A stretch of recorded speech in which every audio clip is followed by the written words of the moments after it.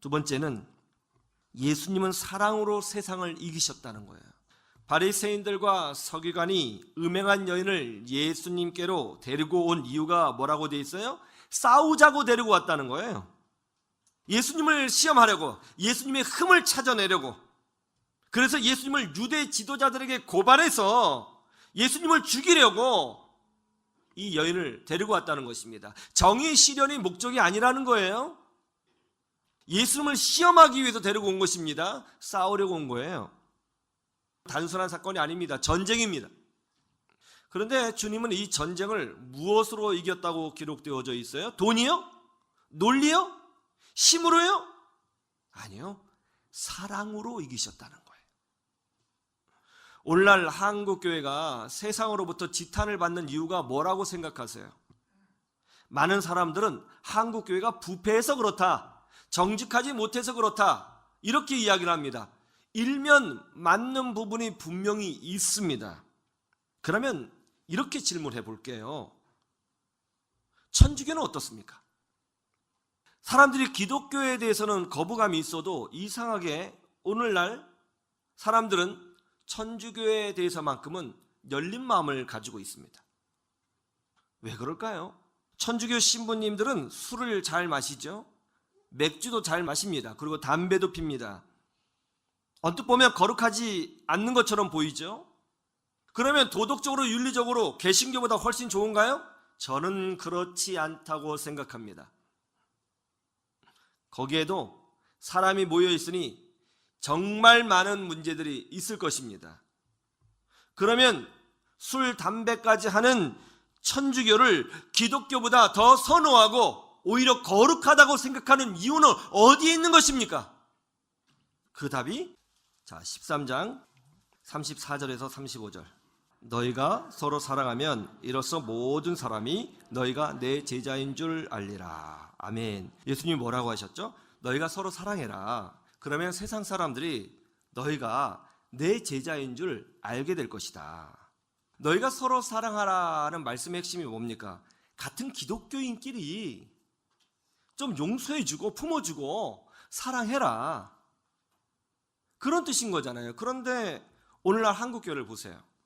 사랑이 느껴져요? 용서와 자비가 느껴집니까?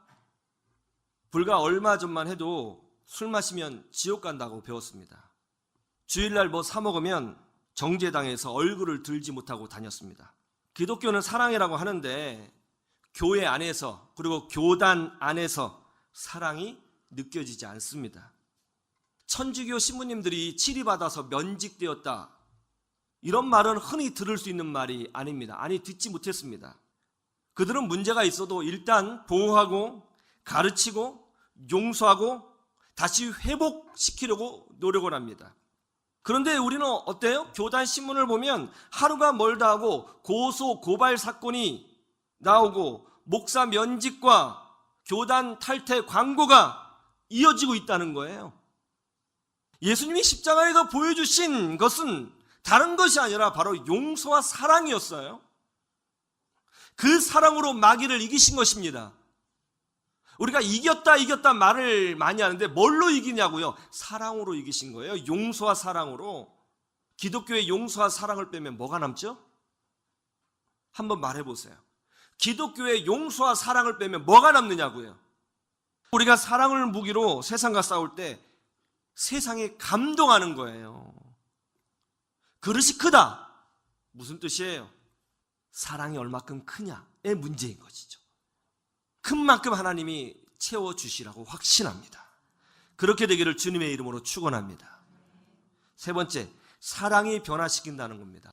예수님이 이 여인을 보고 야, 상황이 어떻게 됐는지 좀 설명 좀 해봐봐 하고 물으시지 않았습니다. 혹시 너 돈이 없어도 몸 팔았냐? 그렇게 따지지도 아니하셨습니다. 아니, 도대체 어떤 이유가 있는 거야? 왜 그렇게 한 건데? 라고 묻지 않으셨어요. 묻는 것은 이해하려고 노력해 볼게, 그런 의미가 있는 거예요. 좀 내가 납득이 되도록 설명해봐, 그런 뜻이거든요. 주님은 묻지 않으셨습니다. 이해하려고 하지 않았습니다. 그냥 사랑하셨어요. 그냥 품으셨습니다. 여기에 중요한 것이 있죠. 이 여인은 나중에 어떻게 되었을까요? 이 여인이 성경에 기록된 것을 보면 이 여인은 주님의 놀라운 용서와 사랑을 경험한 이후에 교회를 섬기는 리더가 되었다는 것을 알 수 있습니다. 아무나 성경에 기록되는 것이 아니거든요. 굉장히 중요한 사람으로 쓰임받았다는 것을 알 수가 있어요. 사랑이 이 여인을 변화시킨 거예요. 장발장이 교도소에서 출소했습니다. 먹고 살 수가 없었어요. 절박했습니다. 그래서 성당에 숨어 들어갔죠.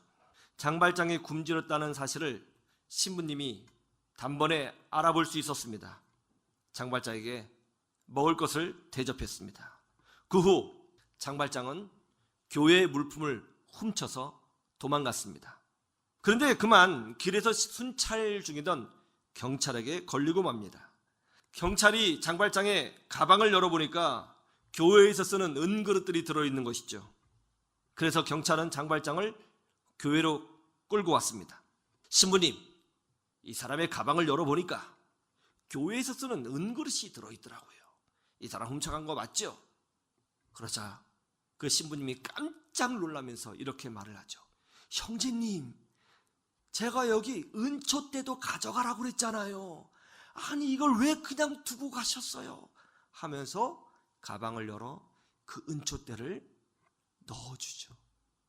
이 사건을 계기로 그는 전혀 다른 인생을 살아가기 시작했다는 것입니다. 이런 기독교, 이게 바로 우리가 원하던 기독교 아니에요? 교회는 원칙이 아니라 사랑이 지배하는 공간이 되어야 하는 것입니다. 교회는 비판이 아니라 용서가 지배하는 곳이 되어야 하는 것입니다. 저분이 내 아들이라면, 저분이 내 딸이라면 이런 마음을 품을 수 있는 유일한 이 땅의 공간이 바로 교회예요. 저분이 우리 아버지라면, 저분이 우리 어머니라면 이런 마음을 품어낼 수 있는 공간, 하나님이 허락하신 유일한 공간, 예수님이 십자가의 사랑으로 만들어 놓으신 유일한 하나님의 나라, 바로 교회죠. 이런 마음이 있어야 하는 것입니다. 우리는 이해하려고 노력하는 사람이 아니라 그저 주님이 우리를 용서하시고 품어주시고 사랑해 주신 것과 같이 우리도 그렇게 품어주고 사랑하는 사람이 되어야 하는 것입니다. 사실은 그것이 우리 기독교인의 능력이잖아요. 수천 년간 지켜왔던 신앙의 본질이면서 능력 아니던가요? 그렇죠. 저는 우리 교회가 그런 교회 되기를 간절히 소망합니다. 그럴 때 하나님은 우리를 향해서 큰 그릇의 교회라고 축복하시지 않겠습니까? 교회마다 사랑이 없어지고 교단마다 사랑의 흔적조차 찾을 수 없는 이 메말라가는 이 시대 속에서 우리 교회만큼은 적어도 말이죠, 사랑이 넘치는 교회가 되면 좋겠어요. 그러면 우리 모두가 행복할 겁니다. 여기서는 용서받을 수 있고 여기서는 품어질 수 있어요. 얼마나 행복해요.